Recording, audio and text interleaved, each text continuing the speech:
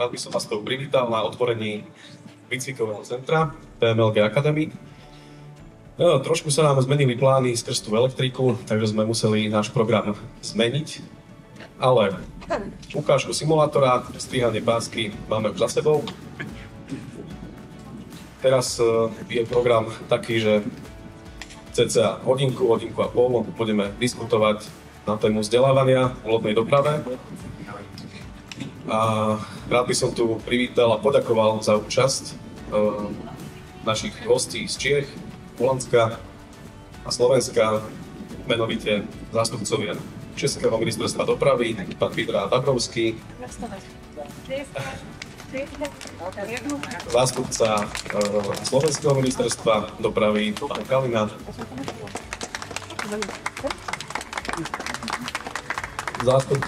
zástupcovia Českej odbornej školy v Dečíne, pani Selnerová a pán Špaček. Náš hlavný lektor, riaditeľ PMLG Academy, kapitán Pohuba.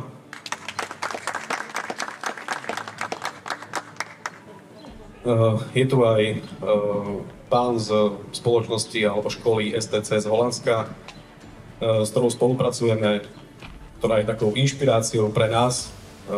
Oni fungujú už roky a majú všetko zabehnuté perfektne. Pán Harm z STC.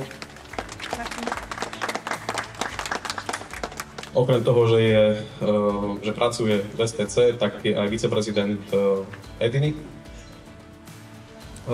Máme tu aj pána zo Žilinskej univerzity, pán Jurkovič.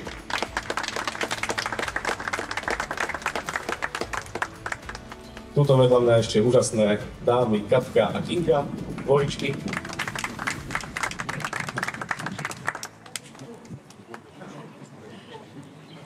Pán Hlaváč, ja by som povedal, že pán Hlaváč je taký človek, ktorý pozná všetkých a organizuje všetko.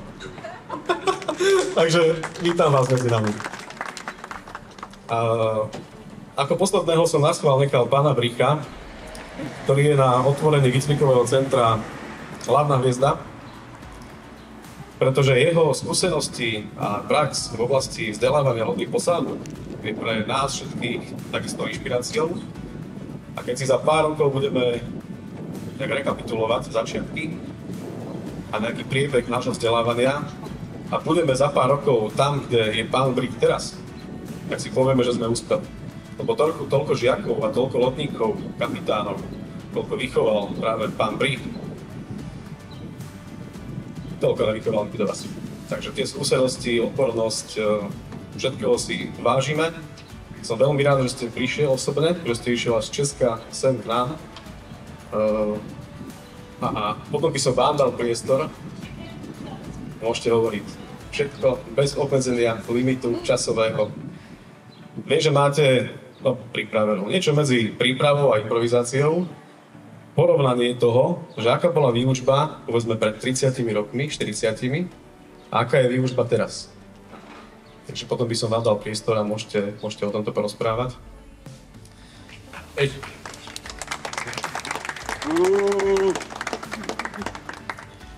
Ešte keď sa vrátim naspäť k tomu otvoreniu výcvikového centra, tak dnes tu vlastne spúšťame do prevádzky certifikovaný lodný simulátor, tretí v Európe takéhoto typu, na ktorom už teraz môžeme vykonávať praktickú časť kapitánskej a radorovej skúšky. A v podstate zároveň spúšťame aj tzv. Výcvikový kurz, čo je trojročné vzdelávanie, kde by sme prvých žiakov chceli prijať povedzme od 1.8. Zatiaľ je taký plán. Cieľom tohoto vzdelávania je výchova novej generácie českých a slovenských kapitánov a lodníkov s tým, že za 3 roky my z toho človeka, ktorý príde z ulice, vieme vychovať kapitána. Samozrejme na nejakej úrovni, ktorú sme tam nastavili. A ďakujem aj za účasť pani Selnerovej z Dečínskej strednej školy, s ktorou takisto spolupracujeme úzko, kde je cieľ ten, aby žiaci po základnej škole sa prihlásili k nim do školy skončia školu ako lodníci a potom nech si povedia sami, či chcú ísť cestou praxe a získavať vyššie kvalifikácie odplávanými dňami, alebo sa chcú prihlásiť na, povedzme, náš výcvikový kurz, zároveň mať prácu a zároveň za tretinový čas, povedzme, získavať vyššie a vyššie hodnosti. Toto je cieľ tohoto nášho vzdelávania, aby sme si vychovali nových kvalifikovaných lodníkov a kapitánov. Takže toľko asi v skratke. A teraz by som dal slovo vám, pán Prých. Bude to úžasné, magické. Já vás teď zdravím všechny, jsem rád mezi vámi, opravdu jsem chtěl přijet, když jako dvakrát mi to nějak neslouží s tou páteří, ale každopádně si vážím toho, že ten simulátor tady máte. Vážím si všech těch chlapů, kteří z toho TMRG vybudovali 2 centra, jak zde v Lhobci, tak u nás v Děčíně, protože když to vemu jako z takového hlediska současného, jako co ekonomicky a co není, tak když to vemu, tak na Slovensku padla Dunajplavba, že jo, padla jejich škola, kterou já ještě pamatuju za minulého režimu. U nás v podstatě byly v Děčíně 2 školy, jak učiliště, tak lodní průmka, tak dneska tam zůstala díky tomu ještě ty tradici tady, ta naše, že jo, kde máme paní ředitelku vedle sebe. A vlastně padlo Česko, který měl 756 lodí a dneska v podstatě kde bylo zaměstnáno 4300 zaměstnanců, z toho bylo 3000 posádek, který dneska v podstatě jezdí v Holandsku, v Německu a třeba někde jinde, samozřejmě na západě, takže ten Děčín taky padl, je to tam smutný, když tam ty lodě nevidíte a najednou se tady objeví firma, která začne školit kapitány a lodníky, což z hlediska, když to řeknu lehce, tak je to job, který není patřičně vydělečný, že jo? Dneska každý chce mít hned to velký auto, ten velký barák a letadlo k tomu a tak dále, takže díky vám, chlapci, jste melagil, že dneska samozřejmě jsem ten simulátor chtěl vidět. Chtěl jsem ho vidět, protože, jak tady vy říkáte a já říkám, že jsme začínali, já jsem tedy, tím se nevytahuju a 31 let jsem učil na škole a teď mám vlastní firmu, 14 let, takže se v tom pohybu 45 let. Spolupracuju s německou školou v Šenebeku už od začátku.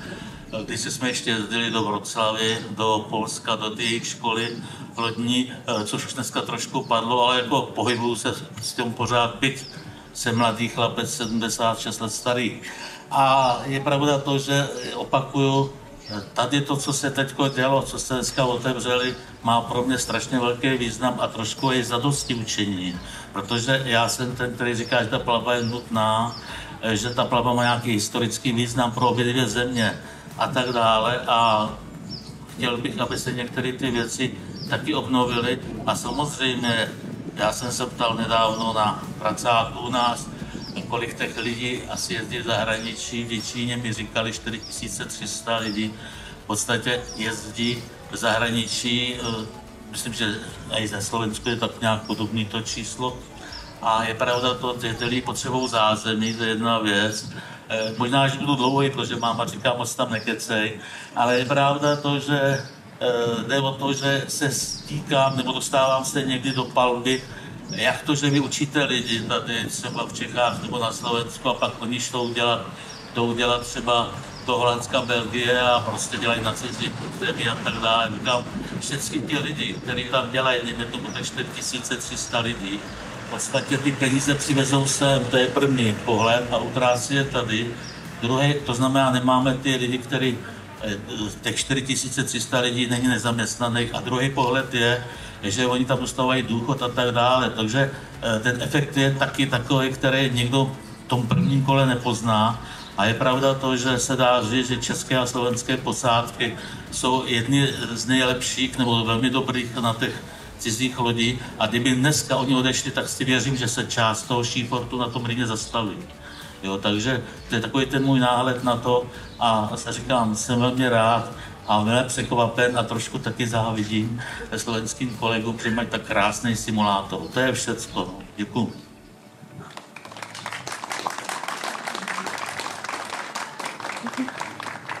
Závidieť nemáte čo, lebo už som hovoril viackrát, že tento simulátor chceme do budúcna mať aj v Děčíne. Zatiaľ je teda plán taký, že by tam boli aj v našej učebni, aj na dečínskej škole tie necertifikované simulátory. A aby sme zbytočne nemuseli ťahať žiakov z Dečína alebo z Čiech k nám na Slovensko, aspoň raz za semester, tak ten certifikovaný simulátor je potrebné riešiť aj tam. Takže do budúcna bude určite aj to.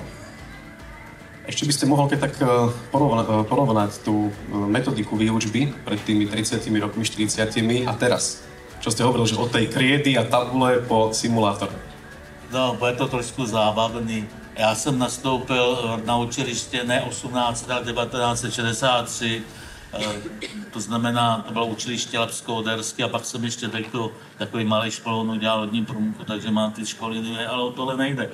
Tam nás učili lidi, to nebyli nějaký akademici, to byli starí kapitáni, strojníci, že jo, který nás tam opravdu učili to nejnutnější na lodi, jo, to znamená vázat, pohybovat se a tak dále. Na tu školu já nejraději taky trošku vzpomínám. A je pravda to, že těch pomůcek moc nebylo. Jsem tam nějaký model. Já si pamatuju pana profesora Černýho, už nežijícího, když kreslil úžinu Magdeburg půl hodiny a 20-45 minut byla hodina, že jo. Takže barevnými křídami, pak jsme si nějaký ty plagáty nebo něco někde sehnali, pak přišly diafilmy, že jo, pak přišly, některé ty filmy se daly taky natočit. Když přišla ta videokamera, tak já jsem s kolegou Matějkou, který dělal pro televizi, natočil od 1983 celý Labec z Děčína až do Hamburku. To měl ještě tu velkou videokameru, kdy nám tedy tehdejší vedení dálkové plavby Českplo nechalo to tedy stočit, že jo. Takže my jsme v tom jako pracovali, ale tady to, co opakuju, můžu říkat různé věci, že jo. Měl jsem taky tam radar, protože ten nevím to číslo, ale to byly ty radary, které vlastně byly na těch valetických tlačácích nebo na těch soulodích. A takže jsem tam měl i radar, který mi tam chvilku fungoval, samozřejmě odešel stářím, takže jsme to scháněli, některé ty věci tak jako kde se dalo a samozřejmě ta výuka jde strašně teďko rychle a opravdu ty lidi, když se tam díváte a dívali jsme se tam všichni, tak opravdu dejte, já to řeknu slovensky, na ozajstní lodi, jo, jedete, jo. To znamená, jak věc do té komory, tam jsem trošku špitnul, kde jsou ty chlapi s těma bumlema, jo, to je už takový to uštěpačný, ale je pravda to, že je to nádhera, můžete si tam simulovat počasí, že jo, sníh, tmu a tak dále, takže bene. To je latinsky, no já jsem se to naučil. Ale je to pravda to, že svým způsobem jsem rád, že jsem to tady viděl, jsem rád, že jste mě sem pozvali. Jo, beru to trošku, a možná jako, nevím, jako ocenění své práce. Dostal jsem kdysi jednou knížku děčínskou od tenkrejší krajský, ústecký hejtmanky, to je tak asi tak všecko, co jsem za ty leta dostal. Je pravda to, že tedy tím se nechci chlubit, nebo nechci to hanit, tedy to. A dneska si myslím, že děkuji za to moc.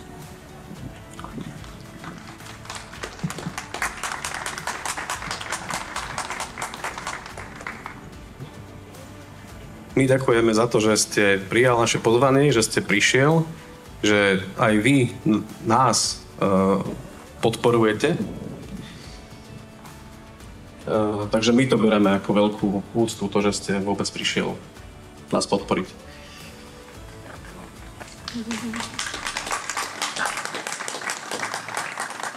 Budu brečet, nechte to. Tak môžeme viacerý, pohodička, je to na kamere. Dobre, vy si, pán Prich, ešte voľačo pripravte. Vy tam máte stálone v rukave toho viacej. Neviem, či tu niekto z prítomných by chcel niečo ešte povedať. Pán Kalina, nemáte niečo na jazyku? Ale môžete im povedať. Ďakujem za slovo. Ja chcem povedať len pár slov k tejto dnešnej akcii alebo vôbec tej iniciatíve spoločnosti CMLG ohľadom vzdelávania členov lodných posádok. Ja si veľmi vážim vlastne to, čo táto spoločnosť dosiahla za posledných niekoľko rokov ohľadom vzdelávania alebo prípravy členov lodných posádok. aj vzhľadom na to, že ja som prišiel na ministerstvo z akademického prostredia, kde som pôsobil 17 rokov a 17 rokov som sa snažil pripravovať odborníkov v vodnej doprave trošku na inom stupni, ale stále to boli ľudia určení pre vodu.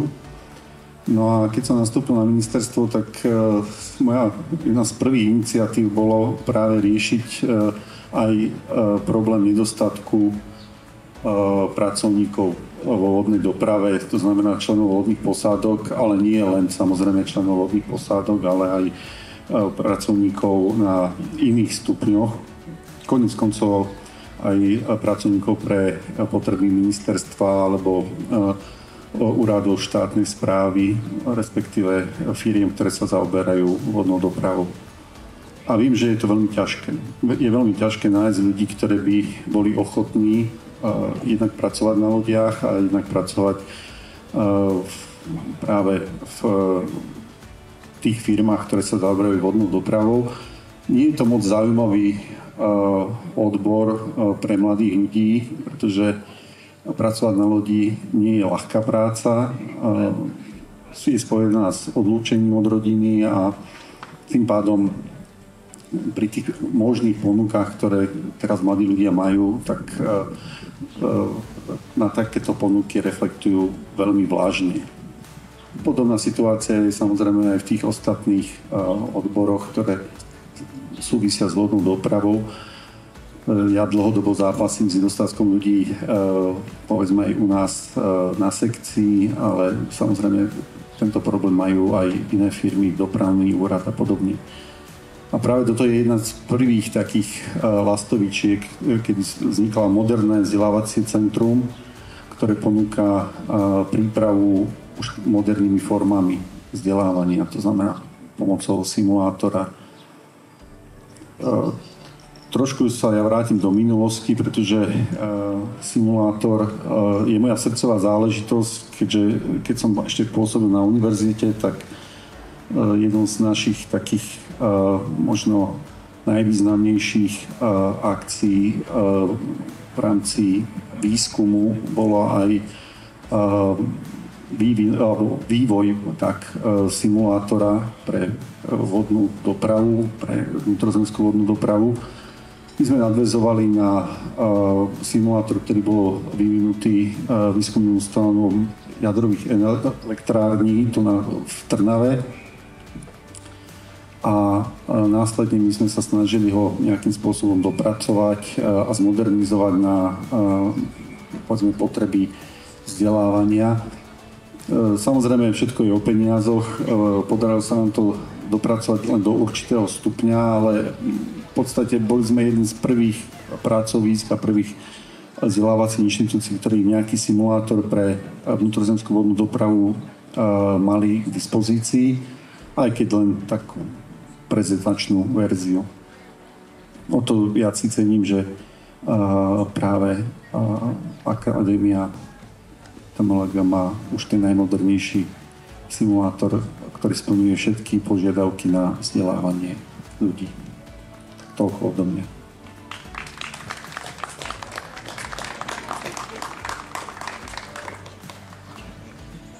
Ďakujeme pekne.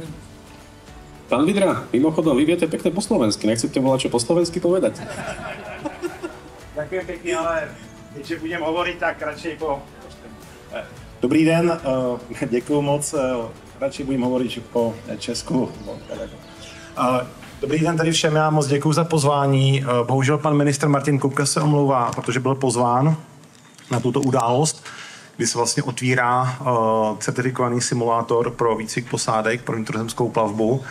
A současně tedy požádal odbor vodní dopravy z ministerstva dopravy, mě tedy a pana inženýra Dabrovského, aby jsme se účastnili této události, této akce, která vlastně má význam i pro Českou republiku, a to hlavně proto, že i to vzdělávání, ta edukace od společnosti TMLG a v podstatě i ten simulátor, který může alternovat v podstatě zkoušku a výcvik jako na plavidle, při vedení toho plavidla, tak vlastně tím, že jsme sousedi, jsme vlastně bývalá federace a současně i možná, že bude daleko příjemnější přijet sem na Slovensko, než do Harlingenu, do Holandska, do Rotterdamu nebo do Duisburgu v Německu, protože i ta vzdálenost a možná, i když dneska ta jazyková bariéra asi není taková, jako bývala před 30 lety, ale chtěl bych zde hlavně jako z pohledu Ministerstva dopravy České republiky ocenit jakoby ten progres té společnosti TMLG, protože v České republice jsme dělali prezentace vlastně nebo ještě jinak. Když vstoupila v účinnost směrnice 2397 2017, která vlastně harmonizuje všechny ty principy pro výcvik posádek, pro vydávání kvalifikačních dokladů, tak v podstatě jsme dělali prezentace v rámci České republiky pro svaz dopravy, aby prostě ta střediska, výcviková střediska a to nejen ta kvalifikační, ale i ta, která vlastně provádějí bezpečnostní výcvik, která vlastně připravují ty odborníky na přepravu cestujících, tak vlastně zdá je vůbec v Česku zájem, aby tato střediska vznikla. Protože oni se na to vážou určité podmínky, které jsou z toho právního předpisu EU. A právě společnost TMLG byla úplně první s perfektně připravenými podklady, aby získala to oprávnění, aby mohla pořádat vlastně v České republice školení. Ne toto kvalifikační, co se připravilo zde v Hlohovci, ale na to v té nižší úrovni, to bezpečnostní, mluvám se, kde vlastně je dneska pracuje pro tuto společnost pan magistr Brych, který zde úvodní slova přestřihával pásku na tom simulátoru. Tak vlastně velice rád bych ocenil tento progres a vnímám to prostě tak, že to je i možnost prostě pro české posádky, české členy posádky nákladních osobních lodí. Za mne asi všechno, nechci zdržovat toto fórum, tuto platformu, ale ještě jednou bych chtěl opravdu ocenit progres té společnosti TMLG, která teda ukázala i té České republice, že to lze dělat dynamicky a samozřejmě i s tou přípravou edukace vlastně od lodníka až po toho vůdce té osobní nebo nákladní lodi. Děkuji.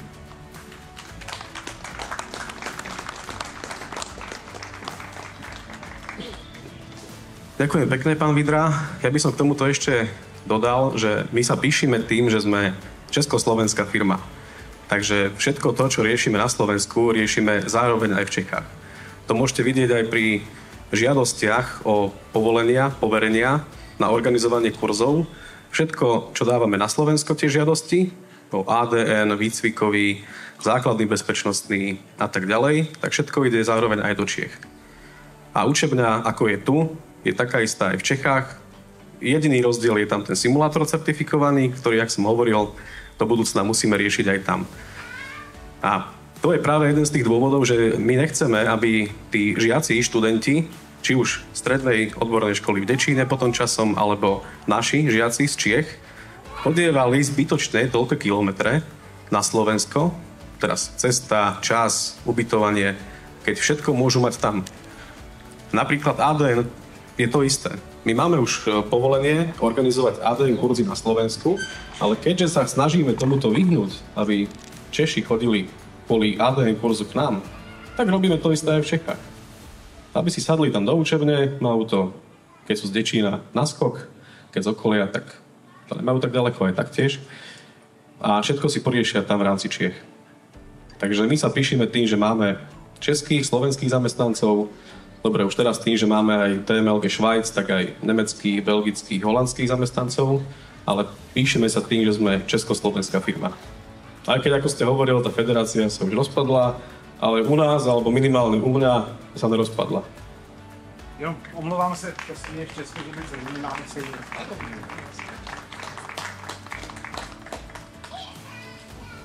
Neviem, kto by chcel ešte niečo povedať. Harm? You want to say something?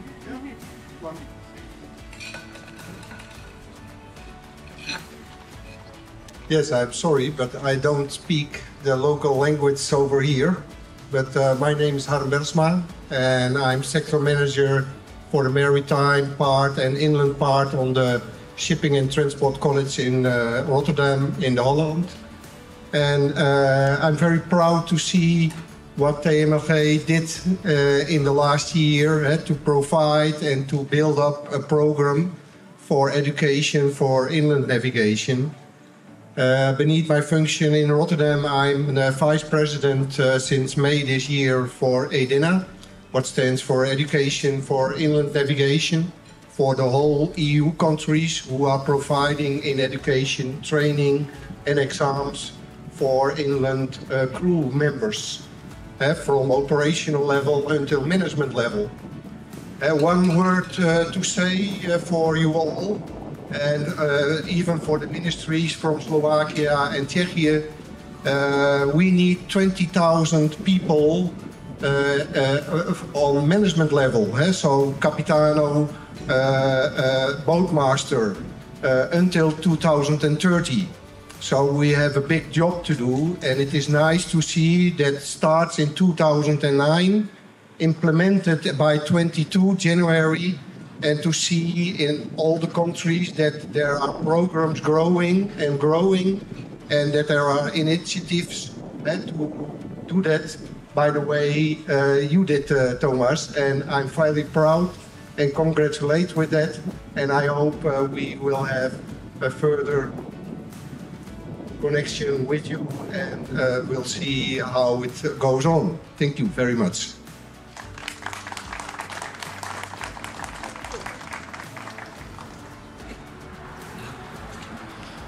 Kto sa ešte hlási o slovo? Keď nikto, tak potom by som ešte dal také finálne slovo pánovi Brichovi. Určite máte zás volačo pripravené, fajnské.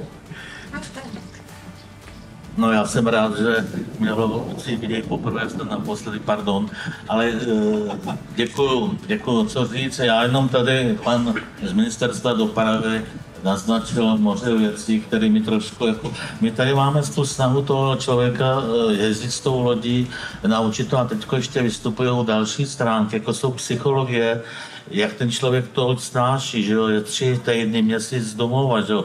Další, možná by ten směr ty výuky nebo z toho pracování s tím člověkem jsou sociologické stránky, jo. To znamená, tady vlastně, a nejhorší se to jako trošku zhoršuje, protože musím si přiznat, že současná mládež není taková bojová, nemá vojnu, kde jsme my na vojně dostali třeba trošku přípravy a dochází tam někdy v takovým konfliktům zbytečným, kdy ty lidi se psychologicky třeba tak nějak složí, protože 3 týdny od maminky nebo od manželky a tak dále.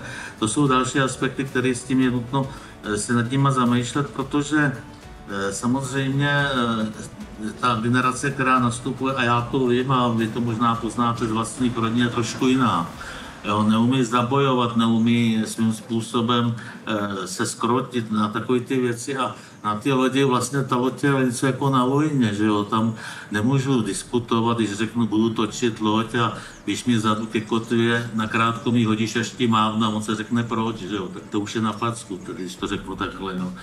Jo, to znamená, v podstatě my jsme poslouchali a tady to všecko je a málo kdo taky snáší teďko to odloučení, že jo, takže to jsou další věci, které já pozoruju. Byly případy před x lety, že tam ten český lodník rozmlátil tam kormidelnu, v Německu dostal nějaký absťák, nebo jak bych to řekl, že jo, protože to psychicky nesnášel někdo prostě tam jsou takové ty první věci, které ten člověk by měl vědět. Samozřejmě plavat, že jo, to je důležitý. Pak tedy řeč, protože ta řeč, buď to němčina nebo angličtina, spojuje a vlastně, když pak jenom tam chodíš jak bůh, ale jenom znáš to machfest, machlos a tady to a tak dále, to je taky není dobrý. A pak samozřejmě někdy vařit, jo, protože na těch lodích si třeba jedete s holandskou rodinou, která vzadu řekne, my si vaříme sami, jo, a nebo tady, když s nima vaříte, tak dostanete třeba teplý brambory se slanečkem, že jo, to je jaký pro Čecha a Slováka taky trošku divný, takže to jsou věci, které třeba ještě daleko nastupují. A je pravda to, co já vidím, že některý lidi jako i z té školy naší, ne všichni jdou jezdit, protože opravdu to odloučení, jo, protože tam se stane třeba, že ve 3 hodiny ráno nakládáte v Hamburku, vrajete Markprang, ve 3 hodiny ráno v sobotu a on ti řekne, to teďko bych byl u grilu ožralý ráno ve 3 hodiny, že jo. A vy jdete na 3 a nakládáte do 6 a pak to musíte umýt a další a další. To znamená, ty lidi, kteří dělají ve fabrice od 6 do 2 a budou domů a staví se někde v hospodě u šimku na pivo, dají si společně sportku, tak tady to neexistuje. ten člověk tam musí být pořád připravený na tyhle práce. Samozřejmě nemůže říct v 2 hodiny, já si jdu lehnout, protože oni pojedou třeba 3 komory, kdo to tam bude vázat, že jo? Takže tady ty věci jako taky jakoby trošku nastupujou a je pravda to, že by se taky mělo trošku na ně působit a tady ty věci jim vysvětlovat, protože oni některý nechtějí strádat, takhle jsem to chtěl říct. Takže jenom tak to je takový zase ten můj aspekt, takový ten pohled trošku dál, jo, s čím se zžívám, protože někdy se staví u mě a říká, já už tam nepůjdu na tu loď, já se nesnesu s tím holandským kapitánem a tak dále, že jo, takže je to takový to, co dneska, a je to tedy tou dobou, která pravděpodobně asi je, že ty děti trošku jako, nebo ty žáci trošku jako, nebo ty mladí lidi trošku jako se toho bojí, no to je celý, to jsem jenom chtěl takhle dodat jenom tomuhle, že jsem byl se vyzván.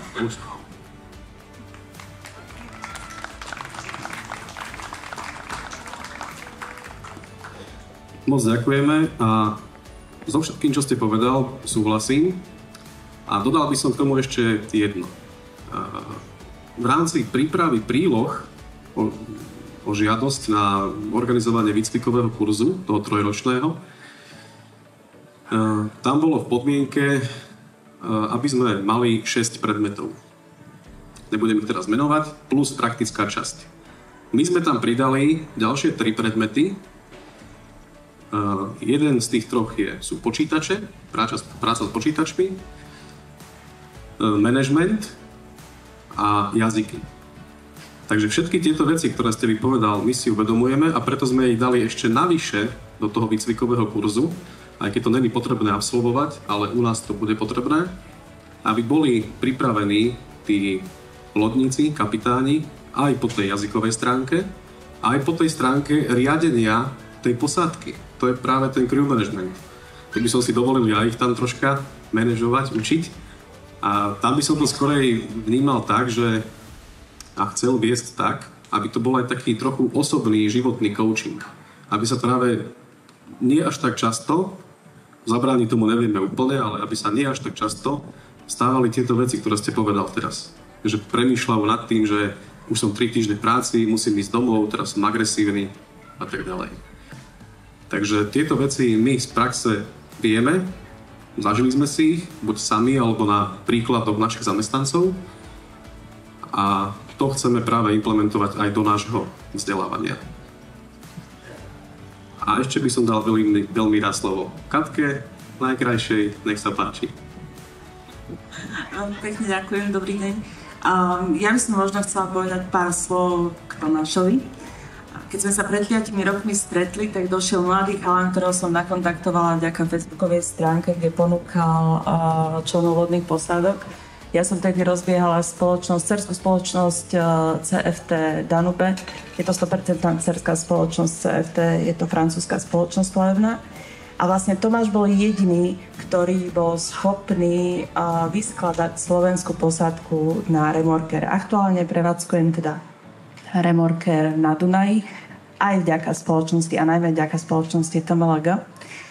Chcem povedať, že za tých 5 rokov prešiel neskutočný kus cesty a od toho chalana, ktorý prišiel s veľkým entuziasmom, s veľkou chuťou pracovať, s veľkou láskou k tej vodnej doprave a presvedčil ma, že naozaj vie tú robotu robiť. Tak teraz po 5 rokoch vidím nádherné priestory, vidím nádhernú spoločnosť, vidím skvelý tým ľudí, ktorí dokázal vybudovať. Vidím, že zasuploval činnosti možno na tých štátnych orgánov, ktoré tu síce sú a veľmi radi by aj niektoré veci urobili, ale ako hovoria aj či už financie, alebo niektoré veci sú iné. Ja som hrozne rada, že súkromná spoločnosť, naozaj tu nestoja veľké autá a neodparkované jachty, však aj to možno bude, ale že všetky tie peniaze investuje do spoločnosti, do budúcnosti, naozaj do ľudí, ktorých tá vodná doprava potrebuje veľmi. A teraz, jak pred chvíľočkou Tomáš povedal, že vlastne rozšírili aj predmety o či už prácu s počítačmi, o management posádky. Ja to veľmi oceňujem, lebo napríklad už aj teraz tá prax je úplne iná. Trebárs údržba sa sleduje cez softvery, posádka musí sledovať jednotlivé činnosti, musí vlastne v určitých časových intervaloch potvrdzovať, že tú údržbu urobili a bez toho, aby tí chalani mali aspoň základnú zručnosť s počítačmi, to by určite nebolo možné. Takže ešte raz sa náspäť vrátim, Tomáš, ja vám veľmi gratulujem a aj vašim kolegom, že ste to takto úžasne zvládli napriek tej elektrike, ale všetko zlé sa nakoniec na dobre obráti a ja vám držím palce a želám vám všetko len to najlepšie. Ďakujem.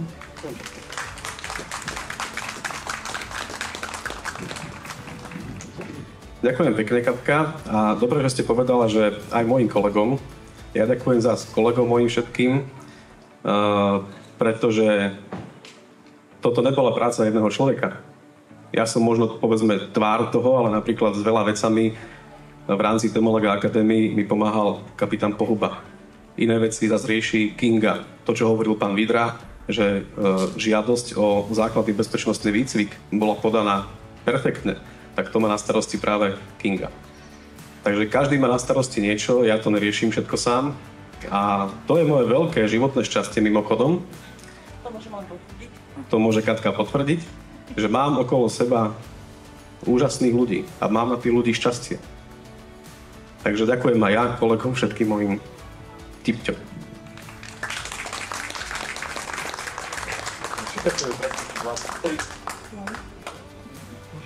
Dobre, pán Brich, posledná výzva. Ešte je tam stále možnosť.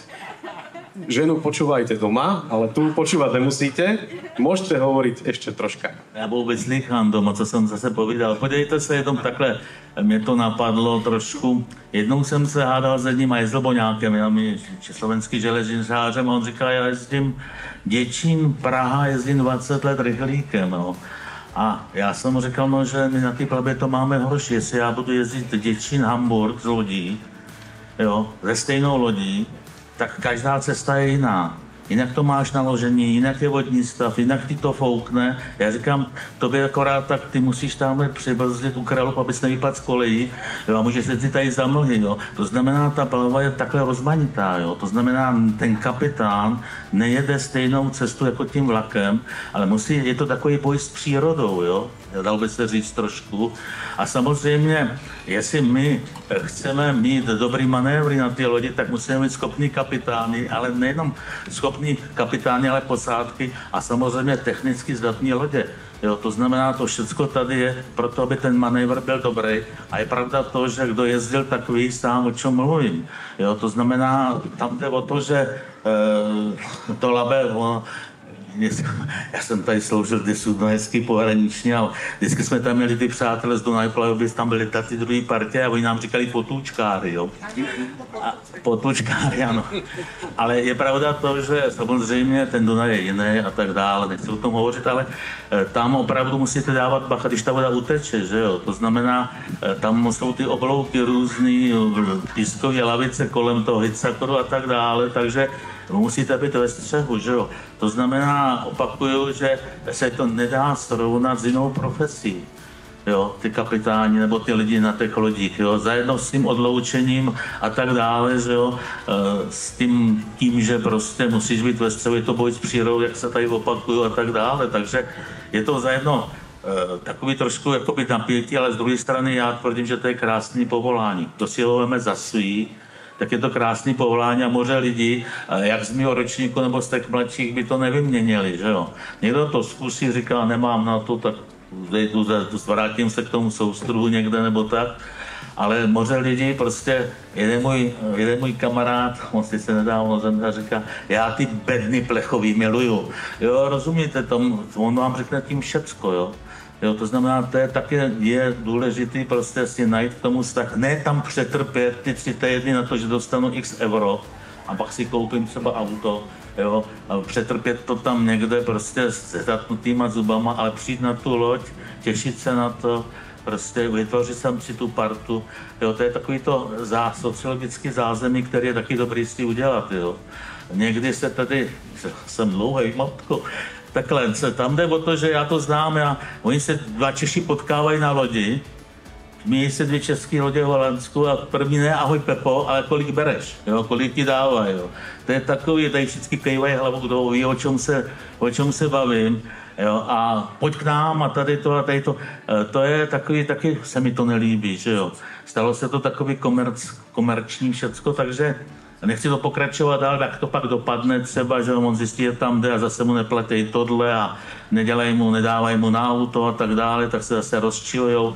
Takže tam je takový trošku ten trend, co za to, nebo jak to využít. Někdy je opravdu dobrý mít solidní plat a dobrou partu, na kterou se těšíš, jo. To je to, co svým způsobem se těšíte na sebe, co je taky dost důležité. A to je všecko. A prosím už pana kolegu, aby mě nechal.